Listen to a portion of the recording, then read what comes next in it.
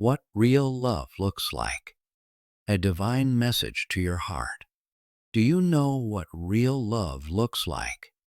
Not the kind of love the world likes to display in pixels and curated posts. Not the kind that smiles only for the camera. Not the kind that vanishes when you stop meeting someone's expectations. No, real love isn't filtered. It isn't flawless. And it's never fleeting. Real love is sacred. It is a promise whispered between two souls by the one who created them both. It is not just affection. It is intercession. It is not just attraction. It is sacrifice. Pope Francis once said, "True love is both loving and letting oneself be loved." There is something deeply divine in that statement, because love, in its purest form, is not a chase. It is not a game of prove your worth. It is not a prize you earn by performing or pretending. Real love does not wear disguises. It does not dress itself up to win applause. It does not boast, demand, or control. Real love shows up, raw, honest, unafraid. It sees your scars and does not flinch. It hears your silence and still draws near. The love that Pope Francis speaks of is not a performance. It's a prayer. It's not desperate for attention. It is rooted in eternal intention. Too often, we're sold a cheap version of love. Love that's based on fleeting feelings. Love that burns fast, but burns out just as quickly. Love that's more about ego than endurance. And when life gets hard, when the nights are long, when disappointment shows up, when sickness comes, when tears fall, that kind of love disappears. Pope Francis warns us about this kind of love. He calls it what it is, a love made of emotions, of fleeting moments, of passion without responsibility. That kind of love is loud in the beginning and silent when it matters most. It doesn't know how to stay. It only knows how to shine when the sun is out, not when storms come. It says, "I'm here until it's no longer convenient. I love you until you hurt me. I care until I'm not entertained anymore." But real love? Real love endures. Real love holds your hand in the hospital room. It fights for you in the valley. It stays up through the night when you're crying and says, "You're not alone." That's the kind of love Jesus gives. A love that doesn't flinch at your wounds. A love that doesn't shame you for falling apart. A love that lifts you when you collapse, not with judgment, but with gentleness. Jesus is the image of what real love looks like. Love that doesn't just feel, but acts. Love that doesn't just say, "I'm with you," but proves it by walking with you all the way to the cross. You were made for eternal love, a spirit-led message about real, faithful love. This love, oh, this love is not like anything you've ever known. It is patient when your mind is restless and racing, when you lie awake wondering if you've missed your moment, if you've fallen too far behind.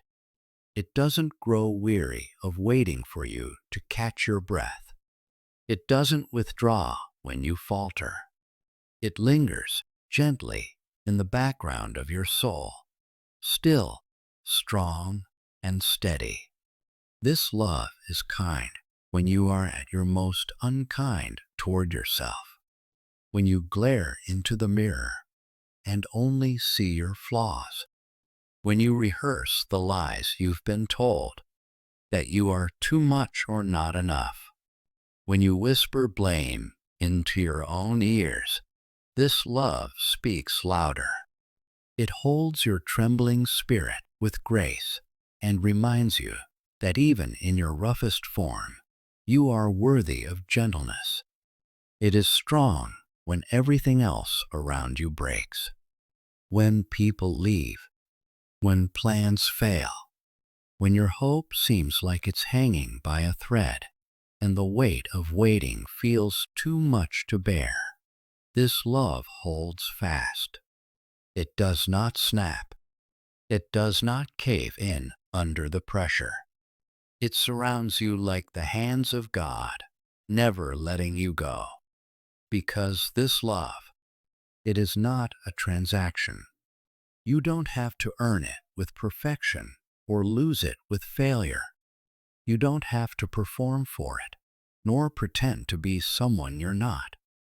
It does not come with receipts or ledgers tallying who gave more.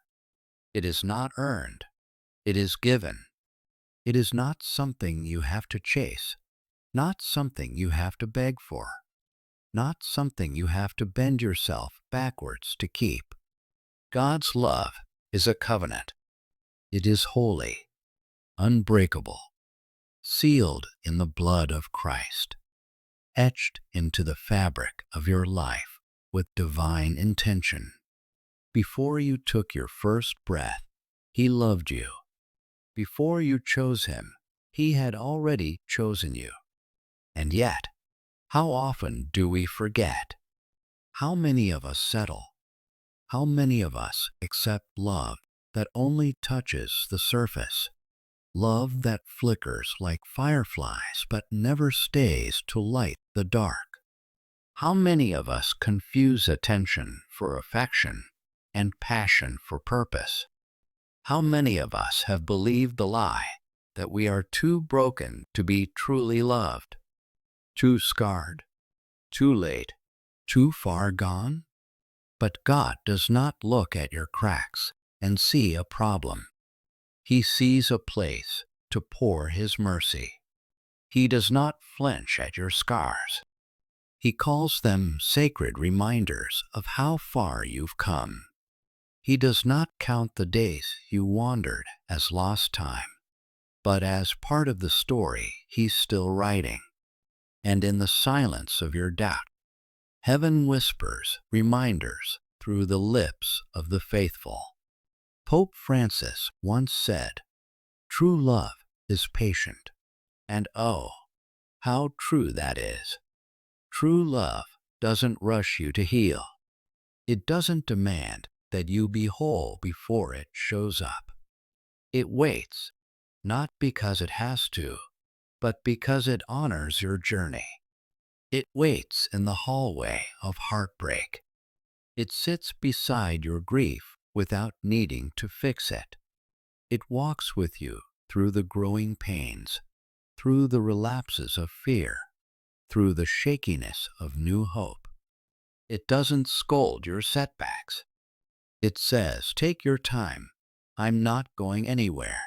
It is faithful, He continues.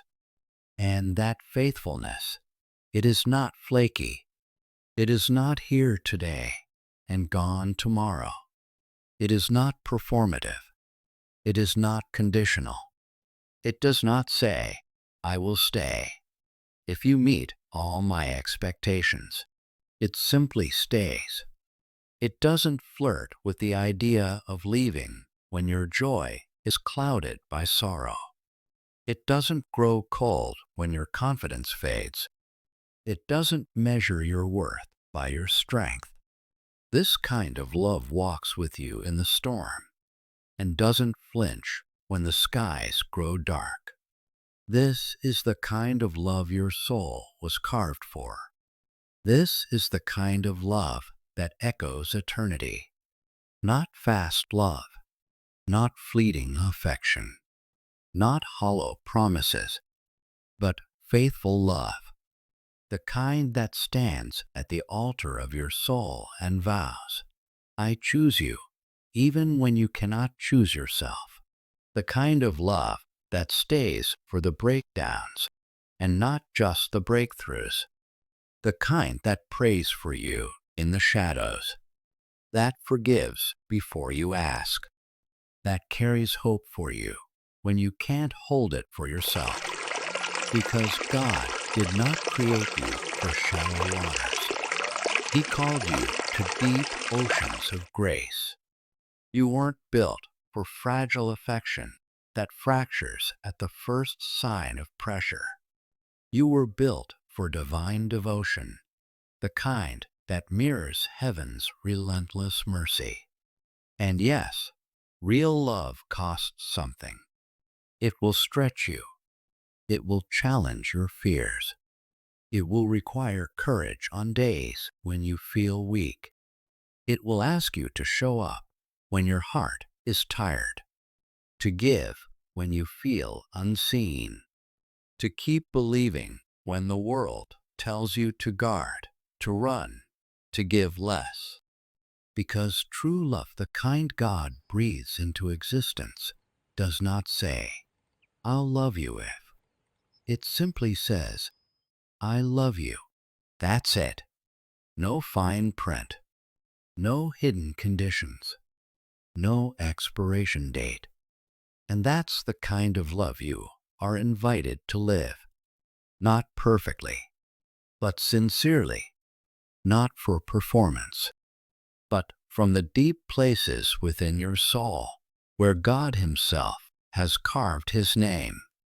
In a world that celebrates the shallow, in a world that packages desire as love and urgency as passion, we are called to be different.